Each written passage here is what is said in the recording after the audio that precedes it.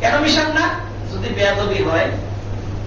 অনেক সময় ছোট বাচ্চারা মুরব্বীর পায়ের লগে মিশাতে চান না। কেন চান না? যদি বেয়াদবি হয়।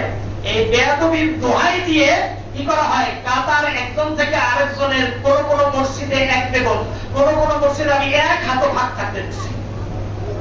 অথচ এই ভাগ যেন না থাকে, আল্লাহ রাসূল সাল্লাল্লাহু আলাইহি ওয়াসাল্লাম কতগুলো কথা বলেছেন।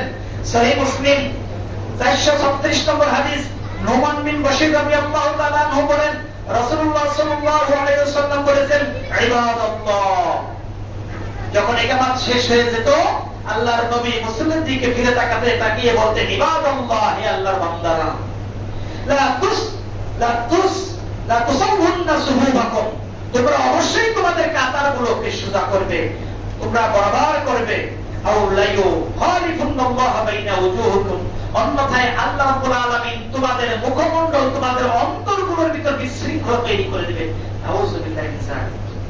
এই কাতার যদি সোজা না হয়, কাতারের মাঝখানে যদি ভাগ থেকে যায়, তাহলে আল্লাহ রাব্বুল আলামিন আমাদের অন্তরগুলো কি করে দিবেন, বক্রতা তৈরি করে দিবেন। একজনের সাথে আরেকজন মিল হবে না, ভালোবাসা তৈরি হবে না, মসজিদের ভিতরে হবে না, মসজিদের বাইরেও হবে না।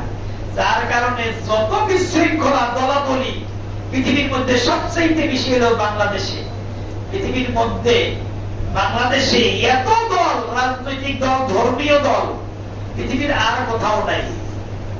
কারণ ওই এক জায়গায়, সেটা হলো কি, তারা নামাজের কাতারের মধ্যে কি করে, একজন থেকে আরেকজন অনেক দূরে থাকে, বিশৃঙ্খলা তৈরি করে। সুতরাং ভাইয়েরা আমার, এই বিষয়গুলো খুব খেয়াল রাখবেন। কারণ হলো এই নামাজের কাতারের ব্যাপারে যদি যত্নশীল না হই, তাহলে আমরা এই নামাজ থেকে পরিপূর্ণ সওয়াব নিতে পারবো না। সুনানে আবু দাউদ 662 নম্বর হাদিস, আনাস বিন মালিক রাদিয়াল্লাহু তাআলা থেকে বর্ণিত হাদিস, আল্লাহর নবী বলেছেন, রাসসু সুবুবাকুম, তোমরা তোমাদের কাতারগুলো বরাবর করবে, ওয়াকারিবু বাইনানা, এবং পরস্পর মিলে দাঁড়াবে, ওয়াহাদারু বিল আ'নাকি, এবং কাঁধের সাথে কাঁধ মিলিয়ে দিবে। ফাওয়াল্লাযী নাফসি বিয়াদিহি, ওই আল্লাহর কসম করে বলছি। কে বলছেন বলেন? মুহাম্মদ সাল্লাল্লাহু আলাইহি ওয়াসাল্লাম বলেন, ওই আল্লাহর কসম করে বলছি যার হাতে আমার প্রাণ, ইন্নী লা আরা শাইতানা, আমি শয়তানকে দেখি। আল্লাহর নবী কি বলেন? অবশ্যই আমি শয়তানকে দেখি। ইয়াদখুলু মিন খুলামিস সাফ, সাফের মাঝখানে যে ফাঁকা জায়গা, এই ফাঁকা জায়গার ভিতরে আমি শয়তানকে দেখি দাঁড়িয়ে থাকে। কেমন ভাবে? কাআন্নাল হাযাফু, কালো ভেড়ার বাচ্চার মতো। কালো যে ভেড়ার বাচ্চা যদি কালো হয়, খুব কুসকুসে হয়, দেখতেও কিরকম যে হয়।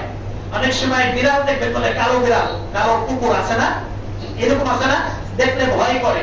সুতরাং শয়তান কালো ভেড়ার বাচ্চার মতো তোমাদের দুইজনের মাঝখানে কোন রকম যদি একটু ফাঁকা পায়, ওখানে এসে ঢুকে তোমাদের অন্তরের ভিতরে হিংসা তৈরি করে দেয়। আর তোমরা নামাজ পড়ো, নামাজের পরে বলতে পারো না যে 2 রাকাত পড়লাম না 3 রাকাত পড়লাম না 4 রাকাত